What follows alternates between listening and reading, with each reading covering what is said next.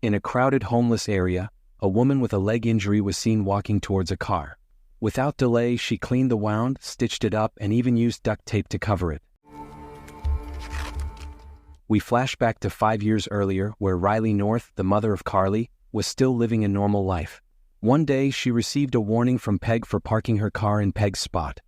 Today is Carly's birthday. Riley and her husband, Chris, have prepared a party for the afternoon, which will be attended by Carly's school friends. However, Riley is certain to arrive late due to work commitments. A little later, Chris's friend Mickey visited and offered him a job with a very large reward. Mickey assured Chris that if he accepted, his family's life would improve, but Chris remained unsure about the offer. As dusk fell, Riley returned home and was surprised to find that no one had come to her daughter's party. It turned out that this was Peg's doing, as she still hadn't forgiven Riley for taking her parking spot. Not wanting her daughter to be disappointed, Riley took Carly to the carnival, and Carly was thrilled. She even asked for her favorite ice cream. Before they left, Chris sent Mickey a voice message, explaining that he wouldn't accept the job because it was too risky. Meanwhile, Mickey had been captured, and his condition was dire. It turned out that Mickey had asked Chris to retrieve something from Diego Garcia, the head of the organization. Diego heard Chris's voice message and assumed Chris had conspired with Mickey. He immediately ordered his men to deal with Chris discreetly. While this small family is happily enjoying the beautiful night, they are unaware that someone with bad intentions is stalking them. After playing, Carly asked for peppermint ice cream. Shortly after, Diego's men started shooting, resulting in Chris and Carly not being able to survive. Riley survived but sustained a severe head injury. The police quickly arrived at the scene. 2 detectives, Carmichael and Moises, were assigned to uncover and handle the case. A month later, Riley woke up from her coma. Carmichael informed her that her husband was suspected of being involved in a robbery plan at Diego's house, as suggested by a voice message sent to Mickey. However, the police lacked strong evidence to directly implicate Diego and his men. Before leaving, Carmichael handed Riley a photo found at the scene. She instantly recalled the tragedy and confirmed that she still remembered the perpetrator's face. The police arrested several suspects. Riley confidently identified 3 perpetrators, who were temporarily detained until the trial. While packing her things, Riley encountered a man who tried to bribe her into silence and to cover up the matter. Riley flatly refused and promptly expelled him. When the trial began, it was revealed that the individual was a lawyer hired by Diego to represent his case and exonerate his 3 subordinates. He managed to challenge Riley's testimony by suggesting she might be hallucinating or misidentifying the perpetrator. The judge, who had been bribed by Diego, declared the 3 suspects not guilty. Meanwhile, Riley was about to be taken to a mental health facility because she was deemed mentally unstable. However, en route, Riley resisted and managed to escape. That was the story from 5 years ago. Now the film shifts to the present. Carmichael and Moises are seen at the scene where 3 of Diego's men were found. They were on the Ferris wheel, which had been used 5 years earlier to celebrate Riley's daughter's birthday.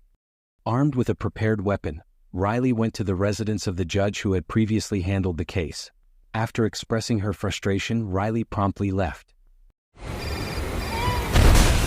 Meanwhile, FBI agent Lisa was in a meeting with Carmichael and Moises, reporting that Riley had taken $55,000 and vanished.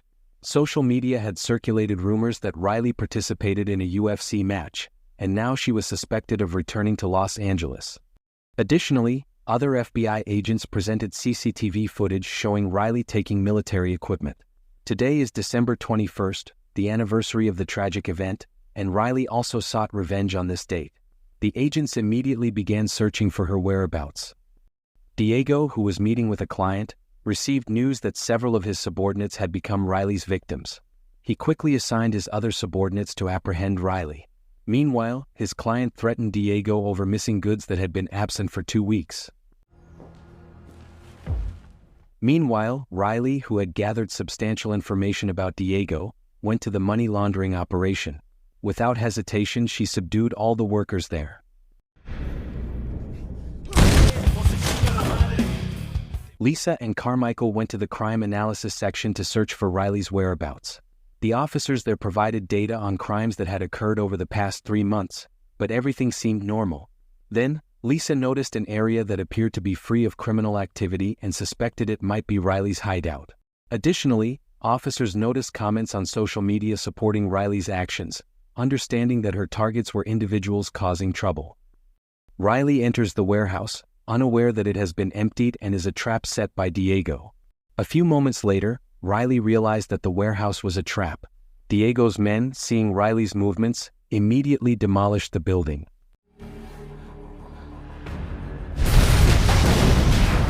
Fortunately, Riley managed to avoid the explosion and quickly pursued Diego's men using a passing car.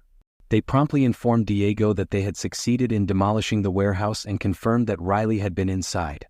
Lisa, suspicious, went to a homeless area hoping to find clues. There, she met a man who mentioned that no crimes had occurred since the arrival of someone he referred to as the Angel. It was clear that this place was likely Riley's hideout. Returning to Riley, she managed to chase down and subdue 2 of Diego's men before heading toward Diego's residence. There, Riley confronted Diego, but Diego's daughter intervened to distract her, allowing Diego to escape.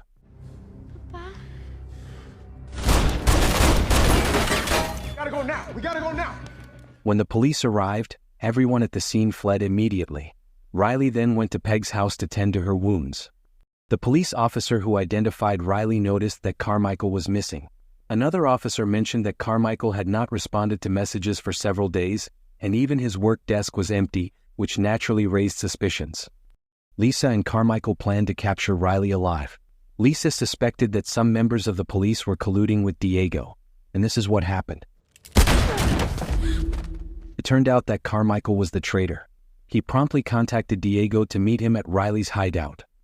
Due to her injuries, Riley could no longer stand and chose to hide in the warehouse. There, she was visited by the apparition of her late daughter, who seemed to offer her strength to rise and resolve the situation. Diego's men immediately split up upon arrival. When one of them entered the warehouse, Riley quickly subdued him and took his weapon and communication device. Several other men began to enter the warehouse, unaware that Riley had set up explosives. Riley then emerged and demanded that Diego leave immediately. However, Diego was unfazed by the threat and knew that Riley was severely injured. Then Riley heard a phone ringing from inside a trash can. It was Lisa's. She quickly picked it up and used it to broadcast a live TV message. Riley exposed Carmichael's betrayal and revealed that Diego and his men had harmed her family. She urged the community to come immediately and called the police to arrest her. Diego threatened Riley, demanding that she surrender and face him. However, Riley deliberately used harsh words to buy time while waiting for the police to arrive. Soon after the police arrived, Diego, suspecting that Carmichael had called them, quickly dealt with him. Diego and his remaining men attempted to escape, but Riley managed to stop them. She was determined to end the conflict. Shortly after, Moises and his team arrived to try to calm Riley down and persuade her to abandon her plan. Here's what happened next. In the end, Riley resolved the situation and managed to evade the police. Exhausted, Riley went to her family's grave. Moments later, Moises and his team arrived and Riley fainted. She received immediate assistance from the police. After Riley regained consciousness, Moises visited her and explained everything that had happened. He thanked Riley for exposing the corrupt police and, before leaving, gave her something.